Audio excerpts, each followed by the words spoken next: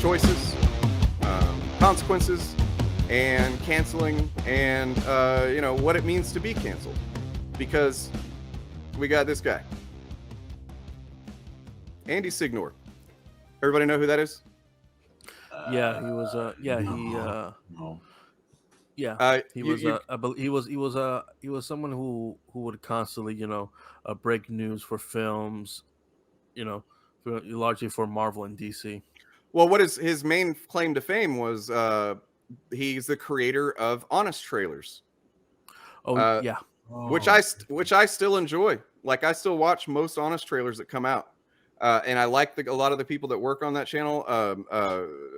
What's his name? Spencer Gilbert. I like that guy. I like Dan. Well, Dan Murrell left, but I still like Dan Murrell as a movie reviewer and commentator. And they're Roxy Streier. I don't know if she's still on there, but I watch her YouTube channel every once in a while. They're all good people that just like enjoy talking about movies and shit. But this is the guy that actually created the concept of. No, it's not the CinemaSins guy. But this is the guy that actually created the concept of the Honest Trailer, which is still a format that in my opinion, keeps, giving good content. Even though he's no longer involved with that or Screen Junkies, he's the founder of the channel.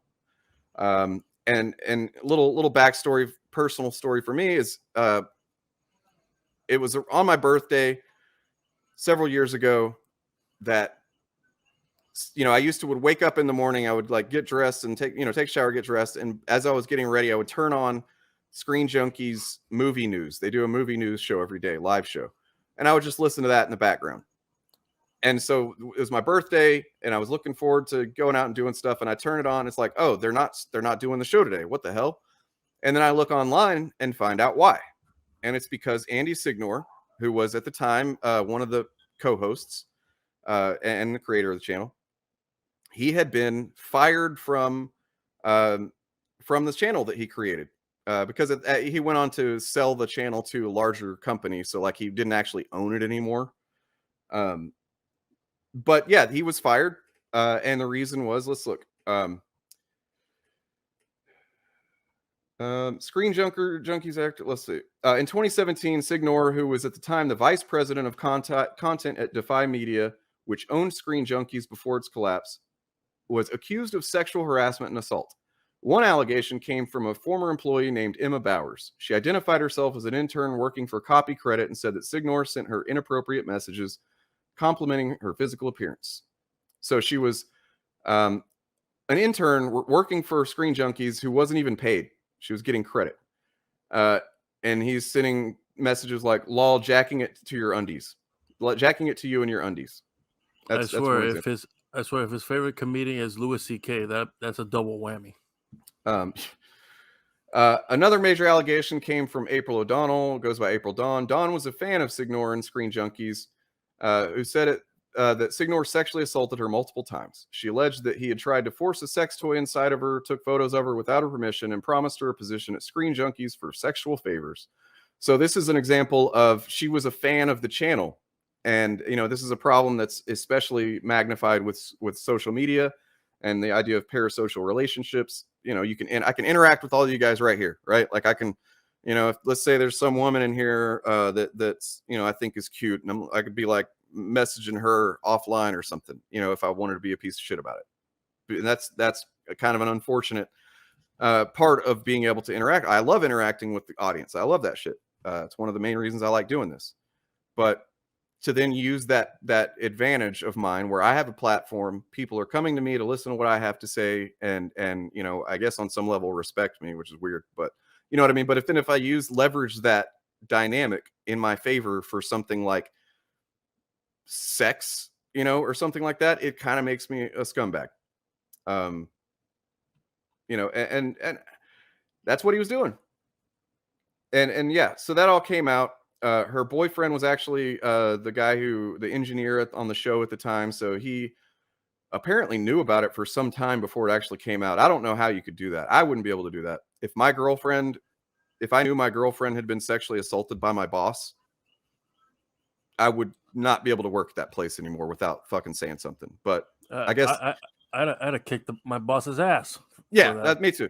But I mean, probably he did the right thing by like, let's do this through well, for one thing, part of it was she went to HR, or the other woman went to HR, I think, and nobody did anything about it. They just kind of dismissed her. So this was one of the first, if not the first, Me Too allegation. Actually, this was right in that first swing of Me Too accusations that came out. Yeah, because this was around like a year after the movement became official, right? I maybe sounds right. Okay, and then even Roxy Streier, who's fucking great. I think she's a lovely person. She's fun. I like listening to her takes on movies and stuff. She worked there. She's other stories brought to the surface painted a similar picture. In a 2018 interview, Roxy Streier, who worked under Signore, said that she was never assaulted, but she found his behavior did cross lines. There were things that would happen through the years that I spoke about and I didn't speak about it publicly. So uncomfortable, Christian Harloff. More than uncomfortable, really inappropriate. He was a super, super inappropriate guy. So yeah, and then of course he denies that. So he was gone for a while. Like he was just completely gone from the internet for quite some time. And then suddenly he was back, and he had a new channel, the worst channel name, Popcorned Planet. And apparently he had not been allowed to legally respond to it until he made this video. He was legally allowed to, I guess. Me Too Misfire, the truth about Andy Signore. And look at him. Look at this. Poor me. Poor me. Me. You know, while he admitted to inappropriate flirting, he denied ever assaulting anyone. And of course, you know what I mean? Like, and then I don't get how they'll always be like, well, yeah, well, this was true, but this obviously was not true. And it's like, either it's true or it's not. It can be both, motherfucker. Yeah. So, my thoughts are basically, because of how like these virtual workplaces are being set up, there's always like no boundaries. You have to set a standard of boundaries, and this is why it always happens in Hollywood too, because there's always been a history of executives sleeping with other people's wives, other people's husbands. Yeah. It's always been like there's been no barrier of boundaries. And there's a reason why the phrase casting couch exists. There's a reason why that phrase exists. Well, I mean, yeah, obviously Harvey Weinstein's the biggest example, because like he was literally, using the power dynamic of him being this high powered producer for after Pulp Fiction and everything, put his company on the map. And they were cranking out fucking Oscar bait throughout the 90s and shit, but legitimately good movies most of the time. That made him a super powered Hollywood producer. And so that gives him the power to, whenever an actress, there's several of them that have come out about it, would come in, to read for a role or whatever. And he'd be like, well, if you really want this role, you know what I mean? And and that's fucked up. That's the power dynamic issue that we talk about when the issue of Me Too comes up. And man, Matthew Fowler, you're steady with the weird takes. Jim Lee did that to an artist at DC. Did Jim Lee really do that, what we're talking about? Or did maybe he end up dating or getting with someone who used to be married to someone? Because I don't think that Jim Lee, maybe I'm wrong, maybe I missed it, but I feel like I would have heard about it if Jim Lee had actually. That would be a big story. Well, I don't condone cheating, but I'm also a person who's like, that's their business. I'm not getting involved. Well, and it's also like, if it's the wife of an artist, that's not the same power dynamic. If it was the artist and he was like, hey, you want to work on these books, you got to blow me, I'm Jim Lee. You know what I mean? Like, that would be the same thing in that context. That would be a hard thing to do, because, a lot of the artists who work for big comic book companies kind of do their stuff through email, or they don't work at the offices anymore. Right. So, yeah, there is no actual bullpen. All right, so Andy Signore in his poor Andy Signore. I'm such a victim here. Video, he showed some tweet or text records, and it does muddy the waters a little bit because it's definitely not as simple as he was just preying on someone. At least not in the sense that she was flirting back. But I mean, as it says here, in a lot of the messages, it seems he's doing most of the flirting. And when you consider the power dynamic, and that's the thing that people like to not think about, because you can see a woman kind of flirting back, receiving, and then saying, that's so cute, or something like that. But when you consider the power dynamic, it's like this person is someone you work for and you want to work in this industry. And there's a fear, right? Of if I don't give him what he wants in this situation, if I don't respond favorably, I might lose my job. I might lose my chosen career path, which is, this type of career is not something that's easy to do successfully, working in entertainment. So, that's the power dynamic that we talk about when we're like, yeah, maybe she, didn't flat out say, fuck you, you fucking sleazebag piece of shit or whatever. But she was in a position where it's the responsibility of the content creator or the person in the higher place of the power dynamic to wield that power responsibly.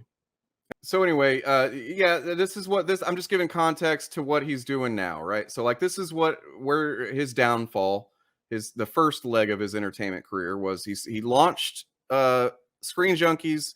He came up with the concept of the Honest Trailer, which is like I said, good format that actually probably is better without him involved. If you get some good writers in there and they can create some good comedy out of movie reviews and stuff, then it's entertaining as hell. So that was his initial claim to fame. Then he did this stuff, all went down. He got fired from Defy Media. He basically denies half of the stuff, and then the other half he kind of just dismisses and waters down as if it was not that big a deal kind of thing. Even though she took it to HR, and the HR didn't do anything about it. So that's that. Now we're going to look at his current YouTube channel that he launched literally with this video. His first video was I'm such a victim. And then he basically began that leg of his career. And this is when we talk about cancel culture. That's kind of what, if anything, cancel culture tends to be a platform, a launching pad for a new leg of people's career, right? So Dave Chappelle, for instance, now has a whole lot of fervent support behind him from people who are anti-trans. There's a lot. He's got a more, maybe his support is dwindled. Maybe he doesn't have as many people that generally see him favorably, but he's got a lot of people who are very vocally defending him now. Not because they love Dave Chappelle so much, but because they fucking hate trans people. And they like that he, seems to not like them as well. All right, so now we're going to look at Andy's channel and see what kind of content he's making. He used to make honest trailers. He used to write these trailers, clever trailers. He used to comment on movies and review them with passion, and other writers and movie reviewers who passionately love movies. So what's he up to now? Popcorned Planet. My God, that name sucks. Yeah, he's doing tabloid shit. This is just tabloid garbage. That's all it is. Oh, Harvey Weinstein not guilty. Oh, come the fuck on. Disturbing TikTok trend. Are our kids safe? That's the kind of shit that the local news does for fucking views. Brittany, the Tide Pods. They're eating Tide Pods. Are our kids safe from the Tide Pods? Brittany names names. Man, who gives a fuck? Oh, and of course he's covering the Jussie Smollett stuff because, as I've mentioned on here, they like to. Oh, and he's getting a lot of play on that too. Let's look at what his most popular stuff is. Baldwin's phone seized. Man, the Baldwin shit is still going on? Oh, man, his most popular stuff is from a decade ago. But, oh no, Tom Hanks fleeing Hollywood to Greece. Oh, God. Chappelle goes nuclear on Comedy Central as Netflix pulls Chappelle's show. Let's see. The Truth. There's this Truth thing. Oh, and Johnny Depp garbage. Cass reacts, "Are they hypocrites?" Oh yeah, the Dustin Diamond thing. He was covering Brian Laundrie shit nonstop.